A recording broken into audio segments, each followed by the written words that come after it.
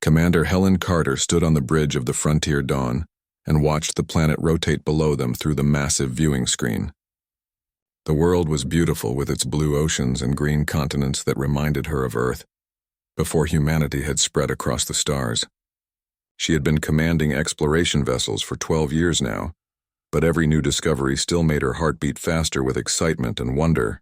Her crew had been charting this sector for 3 months, and this was the first planet they had found with a breathable atmosphere and signs of life. Lieutenant Jake Morrison approached her with a data pad in his hands, and his expression was serious. He was her second in command and had served with her for 5 years. Helen trusted his judgment completely. Jake handed her the pad and pointed to the readings on the screen. The sensors had detected energy signatures coming from the northern continent, near a large forest region. The signatures were not natural, and they were not technological either, at least not in any way that human science could immediately recognize. Helen studied the data carefully and felt a mix of curiosity and caution rising within her. Dr. Lisa Hayes joined them on the bridge, and she was the ship's chief medical officer and xenobiologist. Lisa had studied alien life forms for most of her adult life, and she was one of the best in her field. She looked at the data on Helen's pad, and her eyes widened with interest. The biosigns indicated a population of several thousand life forms that appeared to be humanoid in basic structure. Lisa explained that the life signs showed intelligence and social organization, but the technology level appeared to be extremely primitive, perhaps equivalent to Earth's ancient civilizations before the Industrial Revolution. Helen made her decision quickly, because that was the kind of commander she was. She ordered Jake to prepare a landing party for reconnaissance. The mission would be strictly observational, and they would follow all non-interference protocols to the letter. Humanity had learned hard lessons about first contact over the centuries, and the rules were clear.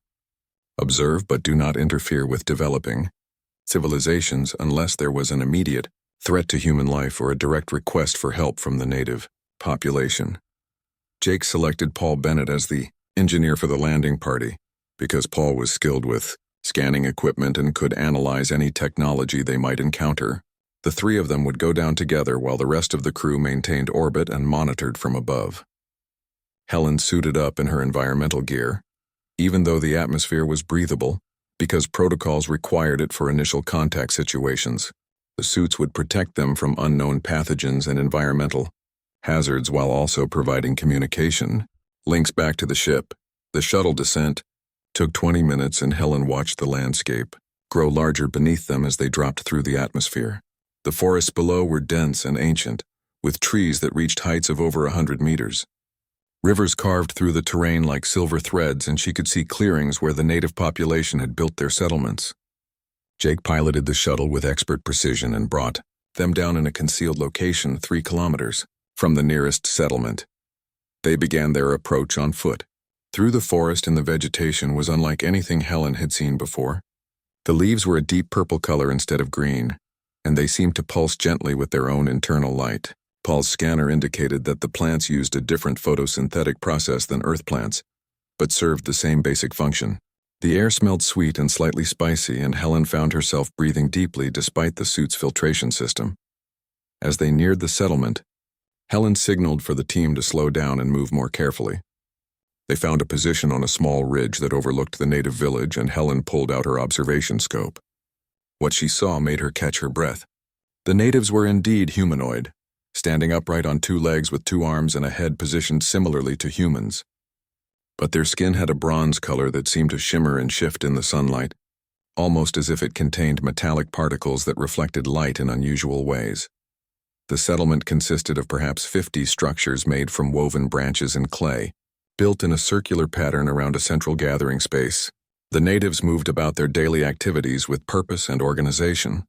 Helen watched them working together to repair one of the buildings, and she noted how they communicated through a combination of verbal sounds and complex hand gestures. Their clothing was simple, made from plant fibers and animal hides, decorated with intricate patterns that might have been symbolic or artistic in nature. Lisa's scanner was recording everything, and she whispered observations into her recorder about the natives' physical characteristics and behavior patterns. The natives appeared to have a strong sense of community and cooperation. Children ran and played while adults worked and elders sat in the shade offering what appeared to be guidance or instruction. It was a peaceful scene that reminded Helen of descriptions she had read of Earth's indigenous peoples, before modern civilization had changed everything. Paul's equipment suddenly began beeping softly, and he checked the readings with a frown. The environmental sensors were detecting something unusual. The temperature was rising steadily and the air was becoming drier. He expanded the scan range, and what he found made him grab Helen's arm urgently. A massive thermal event was developing in the forest to the east, approximately 15 kilometers from the settlement. The planet's unique atmospheric conditions and the extremely dry season had created the perfect conditions for a wildfire of unprecedented scale. Helen watched through her scope as the natives seemed to sense something was wrong. They were looking toward the eastern horizon where smoke was beginning to rise into the sky. The wind was blowing directly toward the settlement, and Helen's tactical computer calculated that the fire would reach the village in less than 2 hours. She watched as the natives began to organize an evacuation, moving with remarkable efficiency and calm despite the obvious danger they faced. The three humans remained hidden and watched as the natives gathered their belongings and began to move away from the settlement toward the west. Helen counted the people as they passed, and her heart sank when Paul's thermal scanner showed 2 small heat signatures still inside one of the buildings at the edge of the settlement. The structure was partially hidden by larger buildings, and in the chaos of evacuation, it appeared that 2 children had been left behind, or perhaps had hidden themselves in fear. The smoke on the horizon grew darker and thicker with each passing minute, and Helen could see flames beginning to leap above the tree line in the distance. The wind had picked up significantly and was driving the fire forward at a speed that terrified her. She had seen wildfires on Earth during her training, but nothing compared to the ferocity of what was approaching. The heat from the fire was so intense that she could feel it even at this distance, and her suit's sensors were already warning her about dangerous temperature increases in the area. Jake was monitoring the thermal readings on his scanner, and his face had gone pale. He reported that the fire was moving faster than their initial calculations had predicted. The unique properties of the vegetation on this planet made it burn hotter and spread more rapidly than Earth forests. The natives had perhaps 40 minutes before the flames would engulf their settlement completely. Helen watched through her scope as the last of the evacuating natives disappeared into the western forest, moving quickly, but not in panic. They clearly had experience with these fires and knew how to survive them.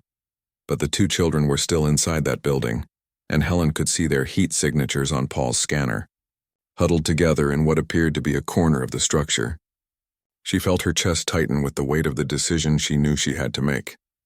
The prime directive was clear, and she had followed it throughout her entire career. Humanity did not interfere with developing civilizations. The reasons for this rule were good ones, learned through painful mistakes in the past. Contact could contaminate cultures, create cargo cults, disrupt natural development, or even cause wars and social collapse. But she was looking at 2 children who would burn alive if someone did not help them. Helen thought about her own childhood, about the parents who had loved and protected her, about the teachers and strangers who had helped her when she needed it. She thought about what it meant to be human, and what it meant to have the power to save a life and choose not to use it. The rules were important, but there were things more important than rules. There were moments when following orders meant abandoning everything that made humanity worth preserving in the first place. She turned to Jake and saw him watching her with understanding in his eyes.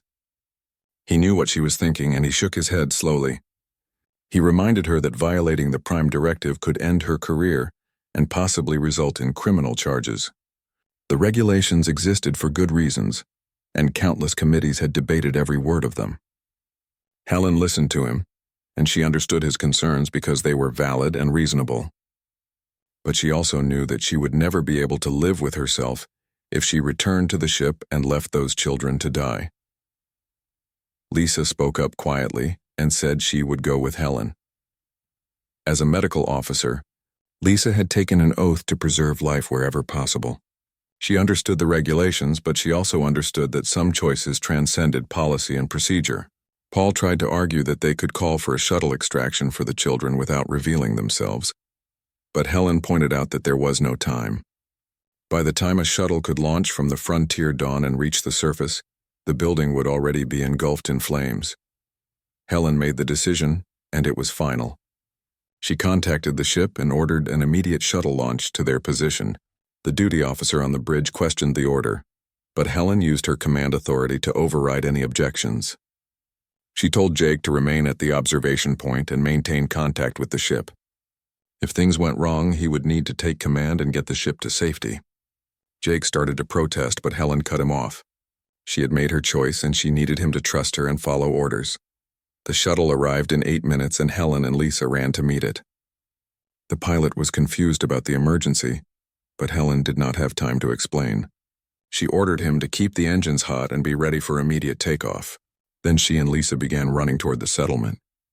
The distance was less than a kilometer, but the terrain was rough and they were fighting against time itself. Helen's suit was registering dangerous temperature levels, and they were still hundreds of meters from the settlement. The heat grew more intense with every step, and Helen could see the fire clearly now. It was a wall of flame that stretched across the entire horizon, moving forward like a living thing that consumed everything in its path. The sound was deafening, a roar that seemed to shake the ground beneath her feet.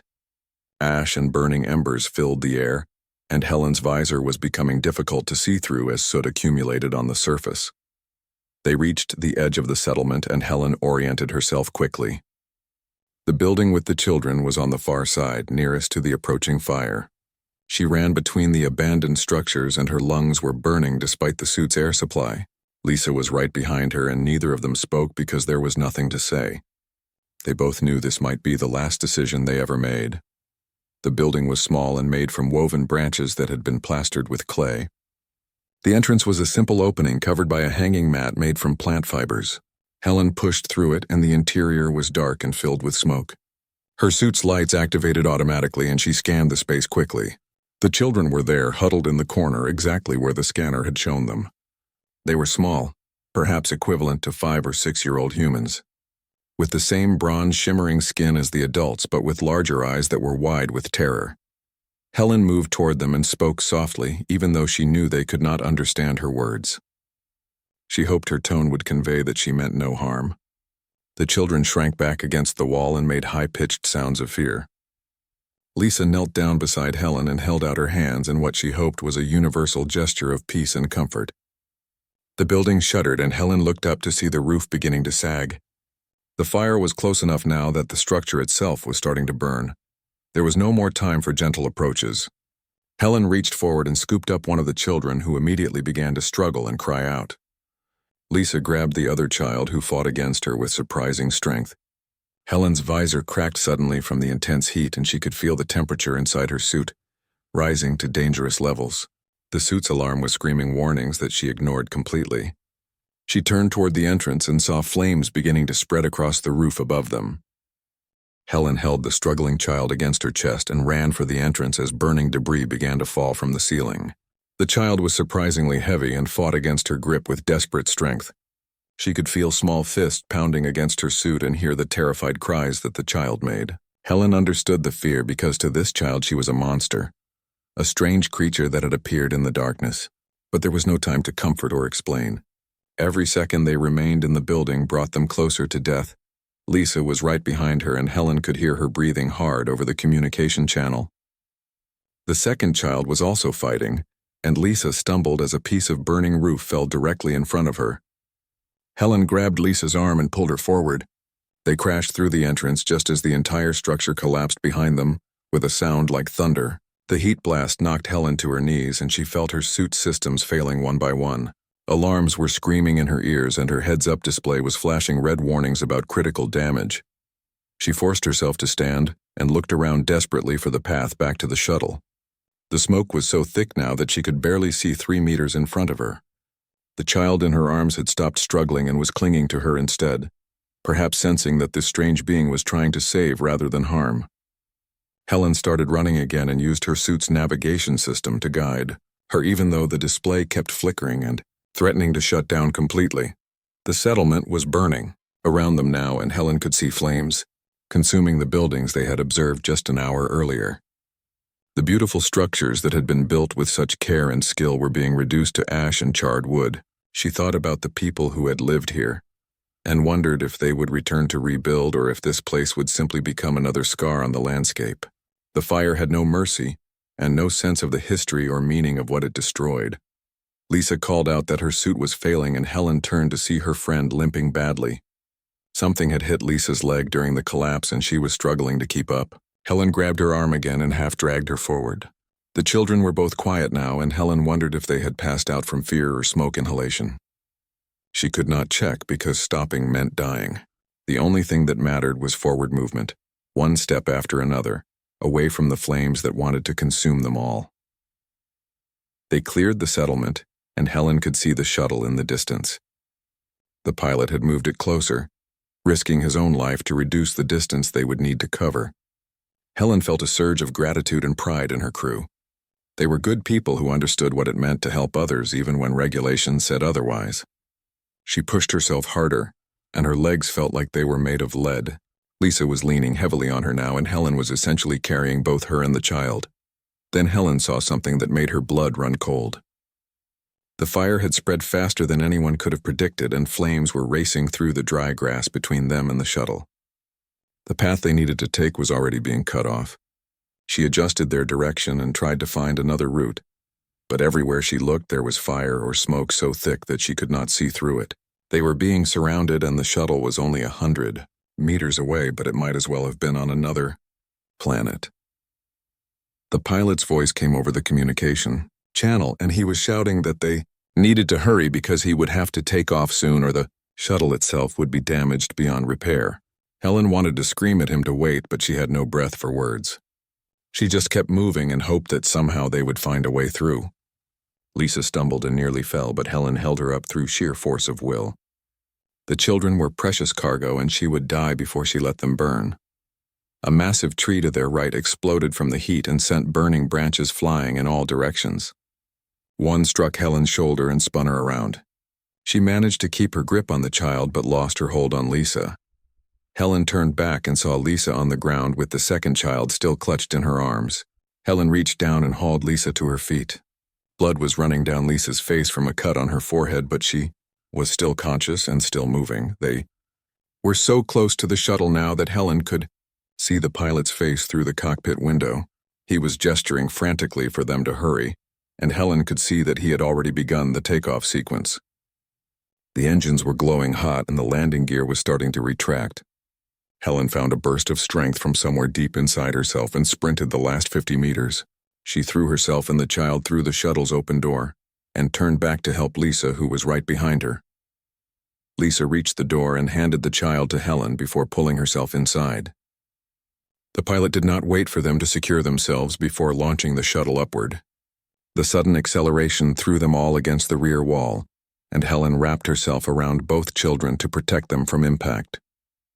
The shuttle climbed rapidly, and Helen could see through the window as the fire consumed everything below them. The entire settlement was gone, replaced by a sea of flames that stretched as far as she could see. They reached a safe altitude and the pilot leveled off. Helen finally allowed herself to breathe and looked down at the children in her arms. They were both conscious and staring up at her with those large eyes. The fear was still there, but now it was mixed with something else, perhaps confusion or wonder. Helen gently set them down on the shuttle floor and removed her damaged helmet. The air inside the shuttle smelled like smoke and burned plastic, but it was cool and breathable. Lisa pulled off her own helmet and immediately began checking the children for injuries. Her medical training took over despite her own obvious pain and exhaustion. Helen watched her friend work and felt overwhelming gratitude that Lisa had volunteered to come with her. She could not have done this alone, and she would never forget Lisa's courage and dedication. The children allowed Lisa to examine them and seemed to understand that she was trying to help them. Helen contacted the Frontier Dawn and reported their status. The captain's voice came back immediately, and he was clearly angry about what she had done. He ordered her to return to the ship immediately for debriefing and possible disciplinary action. Helen acknowledged the order and closed the channel. She knew there would be consequences for her actions, but she did not regret them. She looked at the two children who were now holding each other and watching the humans with cautious curiosity. The pilot turned the shuttle back toward their landing site to retrieve Jake and Paul. Helen sat down heavily on one of the seats and let the adrenaline drain from her body. Her hands were shaking and she realized that she had come very close to dying down there. But the children were alive and that was all that mattered. She had broken the rules and there would be a price to pay, but some things were worth any price. As she looked at the children, she wondered what would happen next and whether her actions would help or harm these people in the long run. The shuttle had barely touched down at the extraction point when Helen saw movement in the smoke-filled forest. She immediately stood up and moved to shield the children behind her. Through the haze, figures emerged and Helen counted at least 20 native warriors moving toward them in a tight formation. They carried spears with stone points and bows with arrows already nocked. Their bronze skin was covered with ash and soot from the fire, but their movements were controlled and purposeful. These were not frightened refugees, but trained fighters moving with military precision. Lisa pulled the children closer and Helen could hear the fear in her friend's breathing. The pilot reached for the weapon locker, but Helen ordered him to stop. She knew that any show of aggression would be disastrous and probably fatal. If these natives wanted them dead, a single human weapon would not save them. The warriors spread out in a semicircle around the shuttle, and Helen raised her hand slowly to show she was unarmed and meant no threat. One figure stepped forward from the group and Helen immediately recognized him as a leader. He was taller than the other natives and carried himself with an authority that needed no demonstration. His face was marked with intricate patterns that had been painted or tattooed onto his skin, lines and symbols that clearly held meaning within his culture. His eyes were sharp and intelligent, and they moved from Helen to Lisa to the children and back again. He studied them for what felt like an eternity, while the other warriors waited in absolute silence. Helen slowly reached for the translation device on her belt and activated it. The device had been recording the native language during their observation and had built a basic vocabulary, though it was far from complete. She held it up so the leader could see it and spoke slowly and clearly. She said they meant no harm, and it only wanted to help the children. The device translated her words into a series of sounds and clicking noises that Helen hoped made sense. The leader tilted his head slightly and then spoke. His voice was deep and resonant, and the translator struggled to convert his words into something Helen could understand. She caught fragments about strangers and fire and children, but the meaning was unclear. The leader gestured to his warriors and they lowered their weapons slightly, but did not put them away. He took another step forward and Helen forced herself to stand still, even though every instinct told her to back away. Then one of the children behind Helen made a sound and pushed past her legs. The child ran toward the leader with arms outstretched and crying out what might have been a name. The leader's stern expression changed instantly and he dropped to one knee to catch the child. He held the small body against his chest and spoke softly while the child clung to him. The second child hesitated and then also ran forward to be swept up into the leader's arms. Helen watched this reunion and felt relief wash over her. These were not just random children, but ones who clearly mattered to this leader personally. Perhaps they were his own children or grandchildren, or perhaps he was simply someone who cared deeply about all children in his community. Whatever the relationship, it was clear that saving them had been the right choice. The leader stood up with both children holding on to him, and he looked at Helen with an expression that needed no translation. It was gratitude mixed with respect and perhaps the beginning of understanding. The translator picked up a word that sounded like Dakota when the leader spoke his name. He gestured to himself and repeated the sound several times until Helen understood and repeated it back. He seemed pleased and then pointed to Helen with a questioning gesture. She said her name slowly, and he attempted to repeat it, though the sounds were difficult for him. The other warriors had relaxed their stances now, and some were even lowering their weapons completely. Paul's voice suddenly crackled over Helen's communication device, and his tone was urgent. The thermal readings were showing something catastrophic. The fire had created a phenomenon called a firestorm, where the heat was so intense that it generated its own weather system. Winds were being pulled toward the fire at incredible speeds, and the flames were advancing faster than anything in nature should be able to move. Paul calculated they had perhaps 5 minutes before the firestorm reached their position. Helen looked past Dakota and saw what Paul was describing. The wall of flame had grown taller and was moving toward them like a living creature. The wind had picked up dramatically and was pulling everything toward the inferno. Trees were bending and small debris was flying through the air. She turned to the pilot and ordered him to prepare for immediate takeoff. But even as she said it, she knew they had a problem. The children were clinging to Dakota, and there was no way to safely separate them without time they did not have. Dakota saw the fire too, and his expression changed to alarm. He shouted something to his warriors, and they immediately began running. But instead of running away from the shuttle, he turned back to Helen and shouted a single word that the translator caught clearly. "Run." Then he grabbed Helen's arm and pulled her away from the shuttle. Lisa called out in confusion, but Helen made a split-second decision to trust this stranger. She shouted for Lisa and the pilot to follow, and they all began running, after Dakota and his warriors. The heat behind them was growing more intense with every second, and Helen could hear the roar of the approaching firestorm. It sounded like a freight train or a waterfall or some combination of every loud noise she had ever heard. The wind was pulling at her damaged suit, and she had to fight to keep her balance. Dakota was leading them deeper into the forest, away from the shuttle and away from any clear escape route. Helen hoped desperately that he knew what he was doing, because if he did not, they were all going to die. They ran for what felt like hours but was probably only a few minutes. Helen's legs were screaming in protest and her lungs burned from the effort. Lisa was limping badly but somehow kept up. The pilot was carrying emergency supplies and cursing constantly under his breath. The native warriors moved through the forest with practiced ease, clearly familiar with this terrain. The children were being carried by two of the warriors and appeared calm despite the chaos around them. Dakota led them to what appeared to be a solid rock face rising up from the forest floor. Helen's heart sank because it looked like they had reached a dead end. But Dakota did not slow down. He ran straight toward the rock and at the last moment pressed his hand against a specific point on the surface. A section of rock swung inward on hidden hinges and revealed a dark opening into the earth. A cave entrance that had been completely invisible until the moment it opened. The warriors poured through the opening, and Dakota gestured frantically for the humans to follow. Helen did not hesitate. She grabbed Lisa and pulled her through the entrance. The pilot followed, and then Dakota entered last.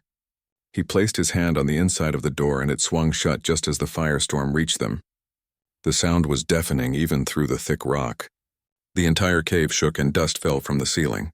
Helen could feel the heat even through the stone barrier. Then slowly the sound began to fade as the firestorm passed over them.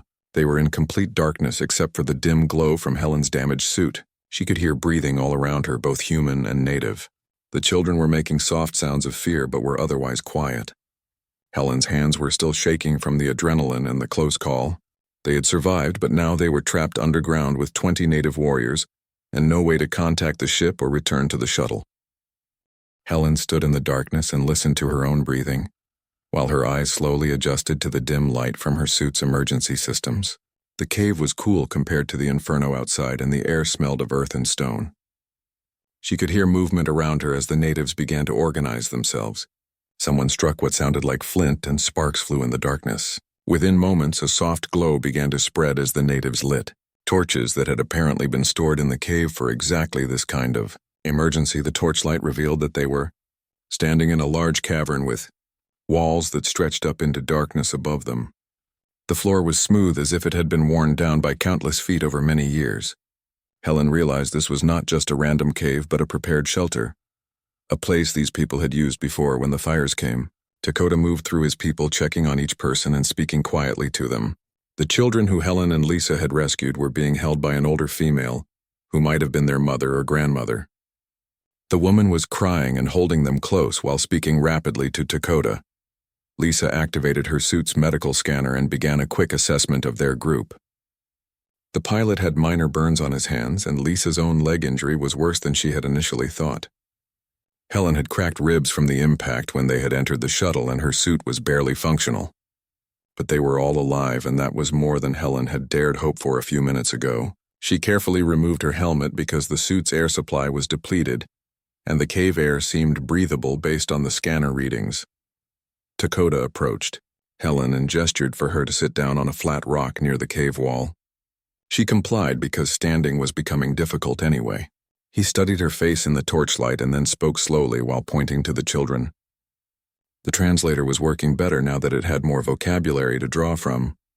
Helen understood him to be asking why she had risked her life for children who were not her own, and not even of her species. It was a fair question, and one that Helen had been asking herself. She thought about how to explain in simple terms that the translator could handle.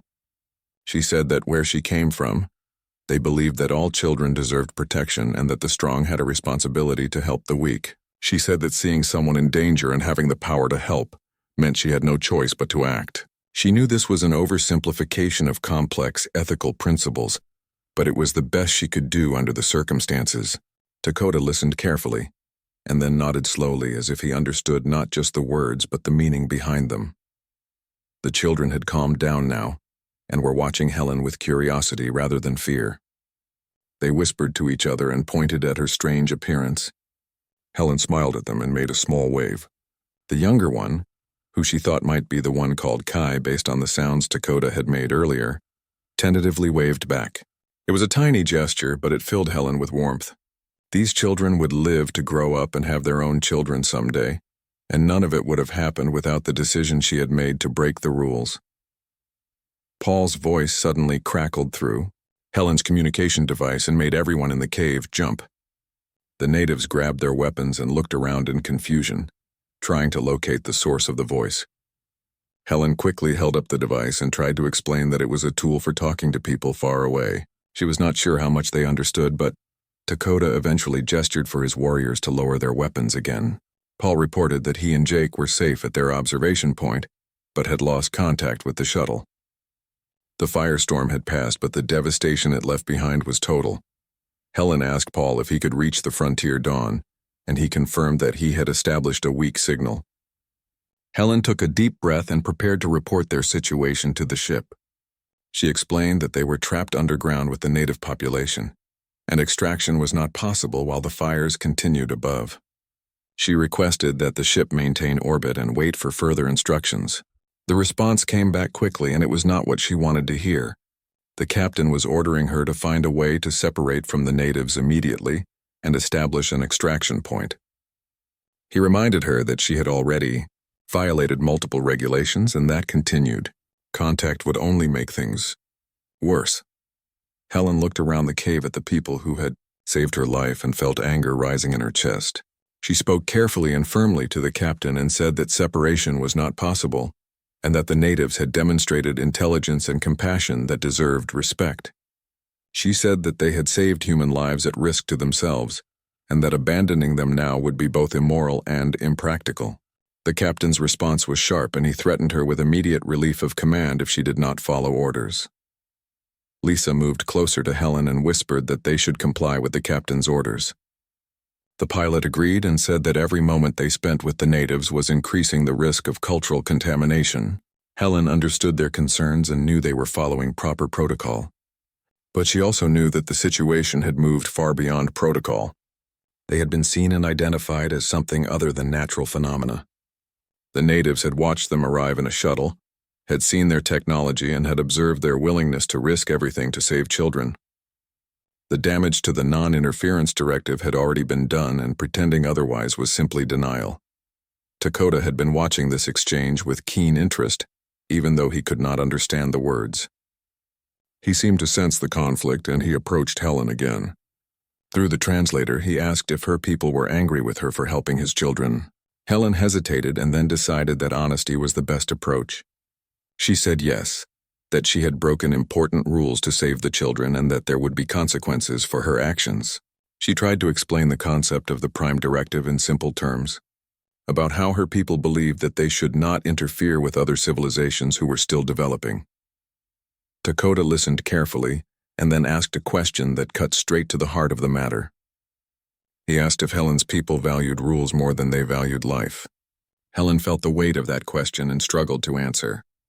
She said that the rules existed to protect people like his from harm, from having their natural development disrupted by contact with more advanced civilizations. Dakota considered this and then spoke at length. The translator struggled with some of his words, but Helen understood the general meaning. He said that his people had legends of visitors from the sky, and that they had always wondered if they were alone in the universe. He said that knowing others existed, even if they could not fully understand them yet, was a gift, not a curse. Helen set down the child she had been holding and looked around the cave at the faces illuminated by torchlight. These were people with hopes and dreams and families. They had language and culture and art. They had chosen to save human lives even though doing so had put them at risk. They had shared their shelter without hesitation or demand for payment. Helen thought about what it meant to be human and what humanity represented among the stars. Was it following rules and regulations? Or was it compassion and courage and the willingness to help others even when it was difficult? She made her decision, and it was one that she knew would define the rest of her life. She activated her communication device and spoke clearly to the captain. She said that she was refusing the order to separate from the natives, and that she took full responsibility for all consequences. She said that first contact had already occurred, and that the ethical path forward was to handle it with transparency and respect, rather than to pretend it had not happened. She said that if he wanted to relieve her of command, then that was his prerogative, but she would not abandon people who had saved her life. The silence that followed was long and heavy. Then the captain's voice came back, and it was resigned rather than angry. He said that her career was probably over, but that he would support her decision in his report. He said to do what she thought was right and to keep the ship informed. Helen felt relief wash over her, mixed with sadness for what she was giving up. But when she looked at the children playing quietly in the corner and saw Dakota watching her with respect in his eyes, she knew she had made the right choice. The hours passed slowly in the cave, and Helen watched as the natives settled into what appeared to be familiar routines. They shared food from storage containers that had been hidden in alcoves along the cave walls. The food consisted of dried fruits and some kind of preserved meat, along with a bread-like substance that was dense and filling. Dakota offered some to Helen, and she accepted it gratefully. Her suit's emergency rations were nearly gone, and she was hungry.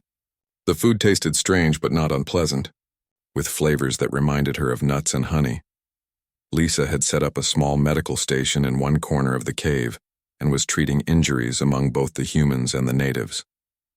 At first, the natives were hesitant to approach her, but when one of the warriors showed her a burn on his arm, she carefully cleaned and bandaged it using supplies from her kit.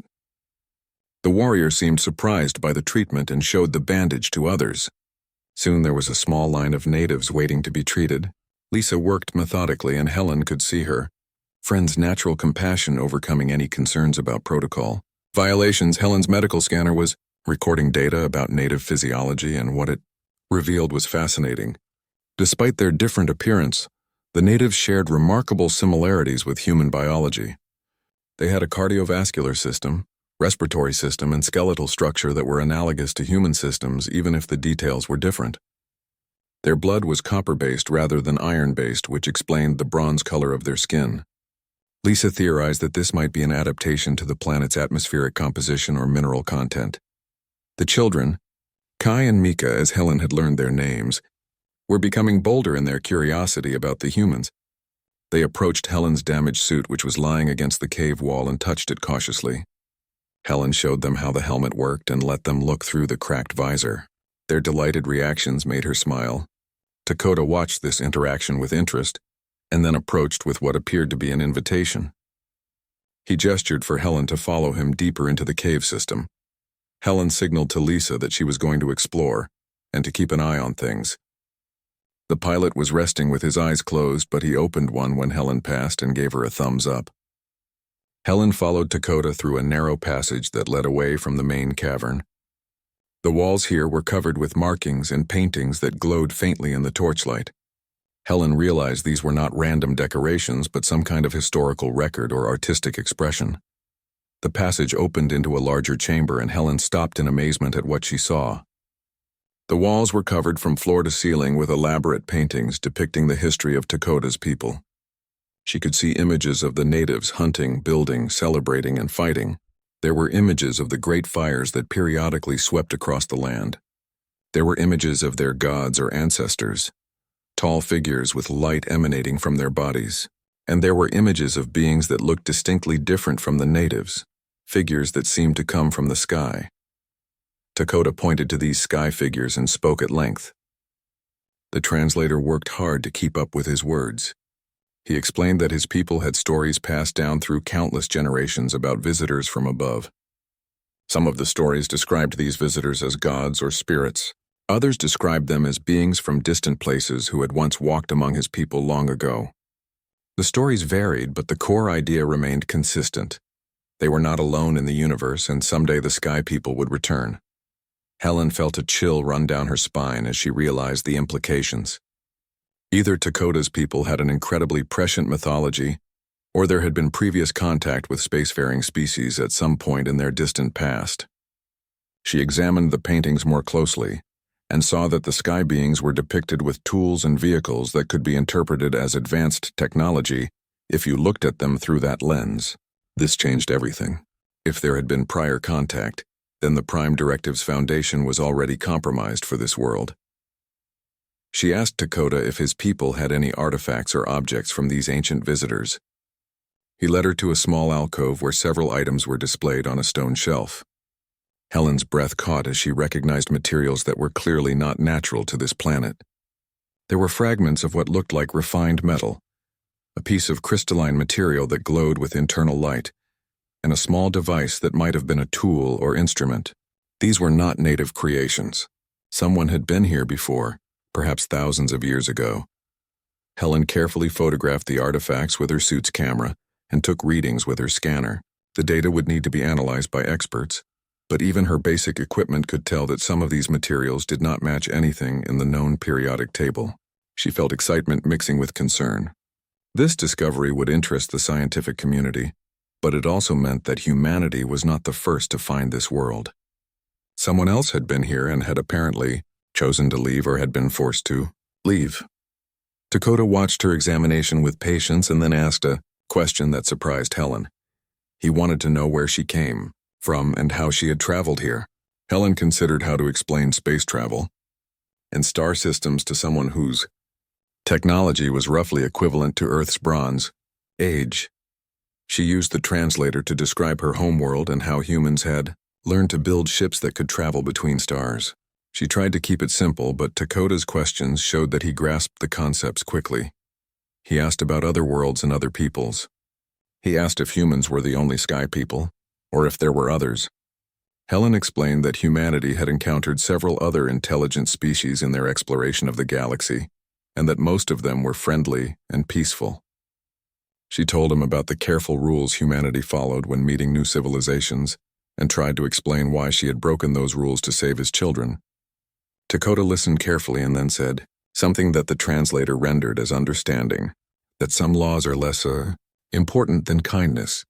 They returned to the main cavern where Lisa had finished treating injuries and was now engaged in what appeared to be a language lesson with several of the natives. They were pointing to objects and exchanging words, building a better vocabulary for the translator. The pilot was awake now and helping by recording everything with his handheld camera. The natives seemed fascinated by the technology and asked questions through gestures and the slowly improving translation.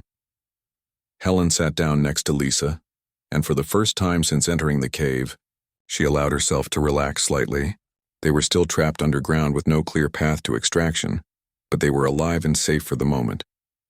The natives had accepted their presence and were even showing curiosity, rather than hostility. Dakota had shared important cultural and historical information that would change how humanity understood this world. Maybe violating the Prime Directive had not been such a terrible thing after all. One of the warriors approached with a container of water and offered it to Helen. She accepted gratefully and drank deeply. The water was cool and clean, probably from an underground spring. The warrior smiled at her, a gesture that needed no translation. Helen smiled back and felt a connection forming between their peoples. This was first contact as it should be, based on mutual respect and shared humanity, rather than one side dominating the other. Kai and Mika brought Helen a small woven mat and gestured for her to use it for sitting. She thanked them in their language using one of the words Lisa had taught her, and their faces lit up with delight. They sat down next to her and began chattering away, pointing at various things and teaching her more words. Helen did her best to keep up and found herself laughing at her own mistakes. The children were patient teachers and seemed to enjoy having a slow student. As evening approached, judged only by the growing tiredness of the group, the natives began to settle in for sleep. They spread out sleeping mats and blankets made from woven fibers. Dakota offered mats to the humans and indicated a section of the cave that would be theirs. Helen, Lisa, and the pilot arranged their sleeping area and prepared for what might be a long wait. The fires above would need time to burn out completely before it would be safe to venture back to the surface. Helen lay down on the mat and stared up at the cave ceiling barely visible in the dying torchlight. She thought about her career and the disciplinary hearing that surely waited for her. She thought about the rules she had broken and the reasons she had broken them. But mostly she thought about 2 children who were alive because she had made a choice to put compassion before protocol. Whatever happened next, she would face it knowing she had done the right thing. Helen woke to the sound of movement and quiet voices speaking in the native language. She sat up and realized she had slept more deeply than intended, her body finally giving in to exhaustion. Lisa was already awake and checking her medical equipment, while the pilot was attempting to establish contact with Jake and Paul on the surface. The natives were preparing food, and the smell reminded Helen how hungry she was. Dakota noticed she was awake and approached with a bowl of something that looked like porridge mixed with dried fruit. After eating, Dakota gestured for Helen to follow him again, and this time Lisa and the pilot came along. He led them through a different passage than the one they had explored the previous day, this one sloping downward into darkness. The natives lit torches and the group descended deeper into the earth. Helen activated her suit's scanner and was surprised to see that the passage was not natural, but had been carved and shaped by tools. The walls were too smooth and regular to be the result of erosion or natural cave formation. They walked for nearly 20 minutes, always descending, and Helen's scanner showed they were now almost 100 meters below the surface.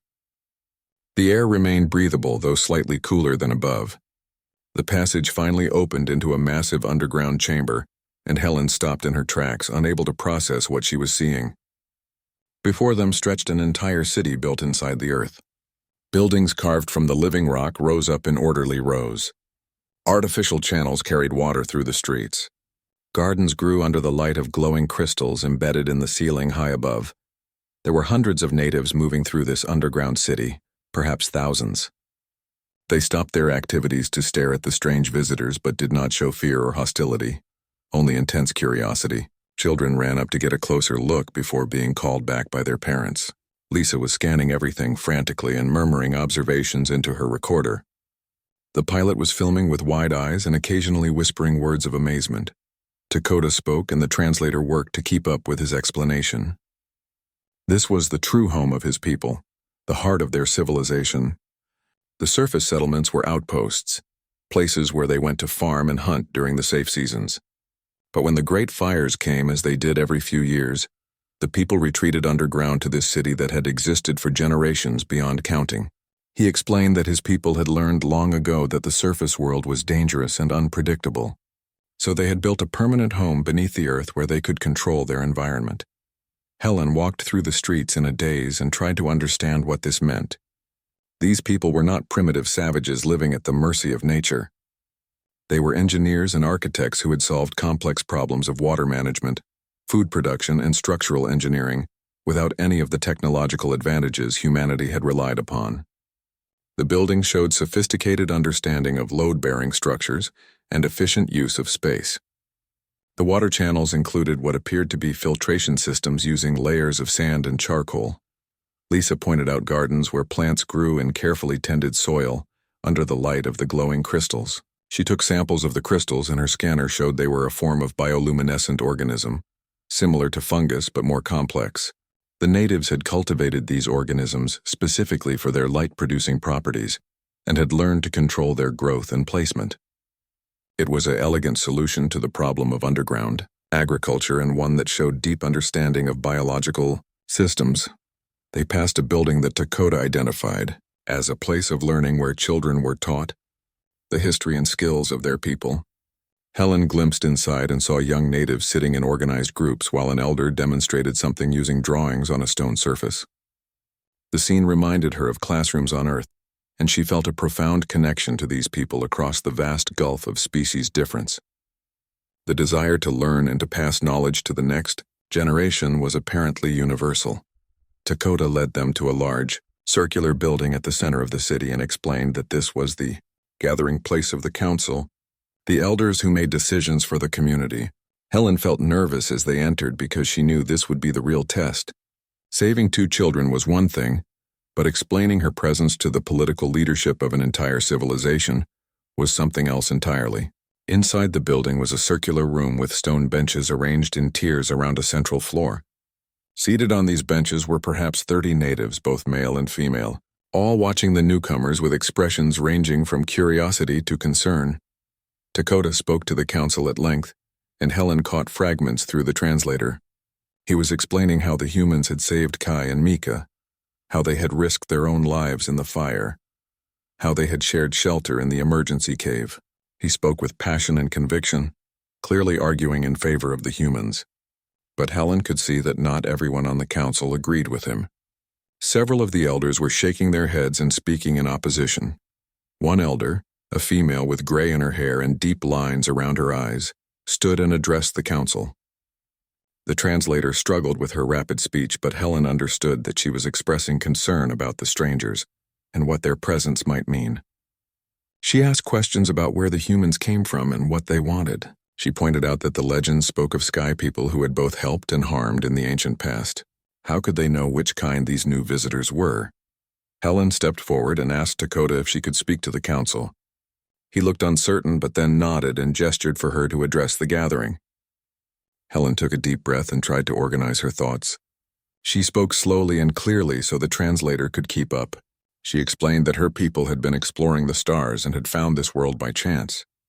She said that humans had rules about not interfering with other civilizations, but that she had broken those rules because she could not watch children die when she had the power to save them. She told them about Earth and how humanity had learned through painful experience that all intelligent beings deserved respect and the right to develop according to their own path. She said that her people would not try to conquer or control Dakota's people, but would only offer friendship if it was desired. She admitted that her actions had probably cost her career, and that she would face punishment from her own leaders for breaking the rules. But she said she would make the same choice again because some things were more important than rules. The council listened in silence and then began debating among themselves. The discussion went on for over an hour with different elders standing to give their opinions. Helen, Lisa, and the pilot waited nervously, while Dakota translated the main points when he could. The debate seemed to center on whether the humans were a threat or an opportunity, whether contact should be encouraged or limited, whether the ancient legends provided guidance for this situation. Finally, the gray-haired elder who had first questioned them stood again. She looked directly at Helen and spoke slowly and deliberately. The translator rendered her words as a series of questions. She asked what humans would want in return for their friendship. She asked if humans would try to change the ways of Dakota's people. She asked if Helen spoke for all humans or only for herself.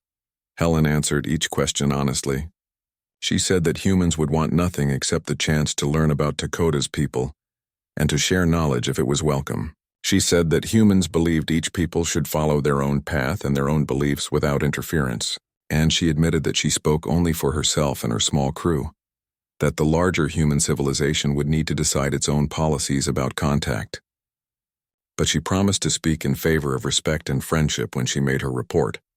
The elder considered these answers and then did something unexpected. She smiled and held out her hand in a gesture that was remarkably similar to a human handshake. Helen stepped forward and grasped the offered hand carefully. The elder's skin was warm and dry and her grip was firm. She spoke words that the translator rendered as welcome and friendship. The rest of the council murmured what sounded like agreement. Dakota looked relieved and pleased. He explained that the council had decided to accept the humans as friends and guests. They would share knowledge and learn from each other. When it was safe to return to the surface, they would help the humans return to their ship. But first, they wanted to show the humans their city and learn about the worlds beyond the sky. Helen felt tears prick her eyes and she blinked them away. This was first contact as it should be, with both sides choosing to meet as equals rather than as conqueror and conquered. The next 3 days passed in a blur of learning and exchange. Helen and her team were given quarters in the underground city and were treated as honored guests. Dakota assigned several of his people to work with the translator device to improve its vocabulary and accuracy. Lisa spent hours with the native healers comparing medical knowledge and was amazed by their understanding of herbal medicine and treatment of injuries. The pilot worked with native engineers to learn about their construction techniques and water management systems. Helen spent most of her time with the council and with Dakota. discussing the nature of their respective civilizations. She showed them images and videos from her suit's memory, pictures of Earth and other human worlds, footage of human cities and technology. The natives watched with fascination and asked endless questions. In return, they shared their own history and culture. Helen learned that their people had lived on this world for thousands of generations and had developed their underground cities after a particularly devastating series of fires nearly destroyed their entire civilization centuries ago. The children, Kai and Mika, had become constant companions to the humans. They followed Lisa everywhere and learned basic English words with remarkable speed. They taught Helen and the others games that native children played and showed them how to weave the intricate patterns that decorated their clothing. Helen found herself growing deeply attached to these children and wondered how hard it would be to say goodbye when the time came to leave. On the morning of the fourth day, Paul finally managed to establish reliable communication with the surface team. Jake reported that the fires had burned themselves out and the devastation was total. The entire forest was gone and the surface settlements were nothing but ash. But the land would recover, as it had recovered from countless fires before. He had located their shuttle, which was damaged, but potentially repairable. The Frontier Dawn remained in orbit waiting for instructions. Helen knew the time had come to make critical decisions. She called a final meeting with the council and with Dakota. Through the now much improved translator, she explained that her ship would need to leave soon, but that she wanted to make a formal proposal first. She suggested that humanity and Dakota's people establish an official relationship based on mutual respect and voluntary exchange. Humans would not build colonies or bases on this world without permission. They would not try to change the native culture or impose human values, but they would offer friendship, knowledge, and assistance if it was wanted. The gray-haired elder, whose name Helen had learned was Nashota, stood to respond. She said that the council had discussed this possibility extensively. They had decided that they welcomed contact with humans, but wanted to control the pace and nature of that contact. They were not ready for large numbers of visitors or for rapid technological change, but they wanted to learn about the universe beyond their world and to have friends among the stars. They proposed that small groups of humans could visit periodically to exchange knowledge and that a few of their own people might someday travel to see human worlds. Helen agreed immediately and felt joy at how perfectly this aligned with her own hopes. This was first contact done right, with both sides maintaining their autonomy while building bridges of understanding. She promised to take this proposal to her superiors and to argue passionately for its acceptance. She warned that some humans might not be as respectful as she hoped, but said she would do everything in her power to ensure that Dakota's people were treated as equals. Before leaving the underground city, there was a formal ceremony. The entire population gathered in the central plaza, and Nashota spoke words of blessing and friendship. Dakota presented Helen with a gift, a crystal from the ancient artifacts they had found in the cave. He explained that his people believed these crystals contained memories, and that this one would help Helen remember this time and these people. Helen accepted the gift with hands that trembled slightly. She had no comparable gift to offer in return except her promise to honor their trust. Then came the hardest part. Kai and Mika ran to Helen and wrapped their small arms around her legs. They were crying, and Helen found tears running down her own face. Through the translator, they asked her not to leave. Helen knelt down and pulled them close, trying to find words that would comfort them. She said she had to go back to her own people, but that she would never forget them. She said they had taught her important lessons about courage and kindness. She promised that she would tell everyone about the two brave children who had survived the fire. Lisa was crying openly as she hugged the children and several of the native healers who had become her friends. The pilot shook hands with the engineers and exchanged contact information, though neither side had any idea how they would actually stay in touch across the vast distance of space. But the gesture mattered. It was a promise to try, a commitment to not let this connection fade. Dakota led them back through the passages to the surface, and the sunlight was blinding after days underground. The landscape was transformed, everything black and gray and lifeless. But already Helen could see tiny green shoots emerging from the ash. Life was returning. The shuttle was where Jake had left it, scorched and damaged but intact. Paul had already done preliminary repairs and thought he could get it flying. The final goodbyes were brief because prolonging them would only make them harder. Dakota clasped Helen's hand one last time and spoke words that needed no translation. She could see respect and gratitude in his eyes. She hoped he saw the same in hers. Then she turned and walked to the shuttle because if she looked back, she would not be able to leave. The flight back to the Frontier Dawn was quiet. Helen, Lisa, and the pilot were each lost in their own thoughts. When they docked with the ship, the captain was waiting. His expression was serious but not unkind. He said there would be an official inquiry and that Helen would probably lose her command. But he also said he had reviewed all the data and footage and that he believed she had handled an impossible situation with integrity and wisdom. That would count for something. Over the following weeks, as the Frontier Dawn made its way back to human space, Helen wrote her report. She documented everything that had happened, from the moment they had discovered the planet to their final farewell. She included all of Lisa's medical data, Paul's engineering observations, and the countless hours of cultural exchange they had recorded. She made her formal recommendation that humanity establish a protectorate relationship with Dakota's people, offering friendship without interference. The inquiry was held on a space station orbiting a human colony world. Helen stood before a panel of admirals and civilian authorities and answered their questions honestly. Yes, she had violated the Prime Directive. Yes, she had understood the potential consequences. Yes, she would make the same choice again. Some of the panel members were clearly angry and called for her to be court-martialed. Others were more sympathetic and argued that the circumstances had been extraordinary. In the end, Helen was formally reprimanded and removed from command of the Frontier Dawn, but she was not dismissed from service. Instead, she was offered a new position as a first contact specialist, someone who would help develop protocols for situations that fell into gray areas of the regulations. It was not the career path she had expected, but it was one that allowed her to continue serving and to use her experience to help others who might face similar impossible choices. Lisa was also reassigned to a first contact medical team where her experience with the native healers became invaluable. The pilot returned to flight duties and became something of a legend among shuttle crews for his daring rescue mission. Jake and Paul both received commendations for their work during the crisis. But the most important outcome was the formal establishment of a friendship treaty between humanity and the people of Dakota's world.